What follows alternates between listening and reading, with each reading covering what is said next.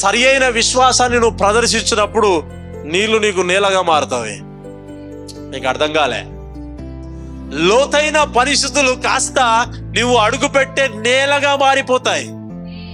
ఓ హల్లెలూయా! ఒక అర్థమవుతుందా? That is great faith అంట.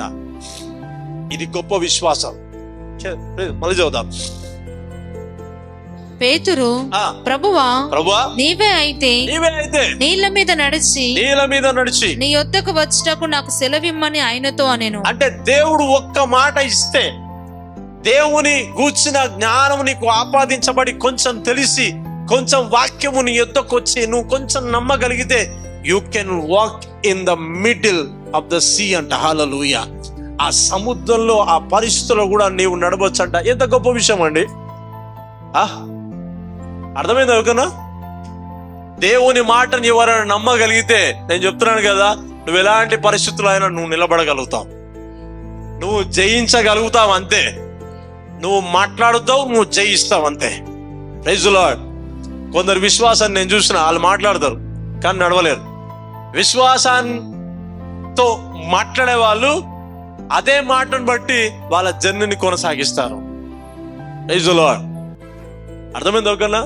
కొంతమంది మాట్లాడతారు కానీ భయముతో ఉంటారు. మునిగిపోతే అంటే మునిగిపెట్టట్టుందా నీ పరిస్థితి, నీ విశ్వాసం? మునిగిపోతే అయిపోతే అంటే నీలో రెండు పని చేస్తావు, ఒకటి కాదు. ఫెయిత్ అండ్ ఫియర్, విశ్వాసము భయము. అందుకే నేనేమంటాను తెలుసా? విశ్వాసం ఉన్న చోట భయము ఉండదు, భయం ఉన్న చోట విశ్వాసం ఉండదు. నీలో విశ్వాసం ఉందంటే భయానికి తావివ్వకు. ఏ కోణంలో కూడా, ఇక్కడ ఎక్కడైనా సరే భయానికి తావివ్వద్దు. నువ్వు డోంట్ ఫియర్. విశ్వాసాన్ని ప్రదర్శించాలంట. నువ్వు నిజంగా చెప్తున్నా, యేసుక్రీస్తు వలె ఈ లోకంలో ఆ సముద్రం పైన నడవాలంటే భయాన్ని పక్క పెట్టేసేయాలా. కావాలి అంటే ఏం చేయాలి? దేవుని జ్ఞానాన్ని సంపాదించుకోవాలా. దేవుని గూర్చినట్టు ఆ వాక్యం నీ హృదయంలోకి వస్తున్న కొద్దీ నీలో ఇలాంటి గ్రేట్ ఫెయిత్ వచ్చేస్తుంది. Praise the Lord. అందుకే పాములను తేళ్లను తొక్కుటకు అధికారము ఎవరికిచ్చాడు? విశ్వసించే వారికి. Praise the Lord. అది కనిపిస్తుంది. మనం ఎక్కడో ఉంటాం కదా. మీరు మాట్లాడుదురుగాక, మీరు నడుచుదురుగాక. నా హృదయాంతరంగా కలిగింది, నేను మీ ఈ మాటలు విడుదల చేస్తా ఉన్నా. నేను చెప్తున్నాను కదా, మీరు నడవాలా, మీరు తొక్కాలా, మీరు జయించాలా, మీరు కమాండ్ చేయాలా. That is faith. ప్రభు ఈ రకమైన విశ్వాసానికి దేవుడు అంగీకరిస్తాడు. యు ఆర్ గుడ్ అంటాడు, యు ఆర్ గ్రేట్ అంటాడు, నానా అంటాడు. హల్లెలూయా. అపోస్తలుడైన పౌలు ధైర్యంగా అక్కడ నిలబడి వాక్యం బోధిస్తున్న వాళ్ళందరూ కలిసి అతని చెరసాల తీసుకుపోయి చంపేస్తా అది ఇదంటే ప్రభు చాలా సింపుల్ గా, చాలా కూల్గా ఇచ్చాడు. భయపడకు, నువ్వు యెరూషలేములో కూడా సాక్ష్యం ఇవ్వాలంటాడు. ఇక్కడ ఉంటాడో పోతాడో అన్నట్టే ఉంది పరిస్థితి. ఇంకా యెరూషలేములో ఇవ్వాలంట. God's word is different. దేవుని మాట మన ఆలోచన కంటే అధికమైనది, అత్యధికమైనది. నువ్వు ప్రస్తుత కలుగుతున్న మరణ వేదనలు చూస్తున్నావు కానీ ప్రభు నువ్వు జయించావంట, నువ్వు యెరూషలేములో సాక్ష్యం ఇస్తావంట. వాట్ ఏ గ్రేట్ అండి. అర్థమవుతుందా? అందుకనే వాక్యము నీ హృదయాంతరంలోకి వెళ్ళగలిగితే నీవు వాక్యములాగానే ప్రవర్తిస్తావు, వాక్యం చెప్పినట్టుగానే ఉంటావు, వాక్యము చెబుతున్నట్టుగానే ఒప్పుదల చేస్తావు, వాక్యం చెబుతున్నట్టుగానే ఆలోచన చేస్తావు.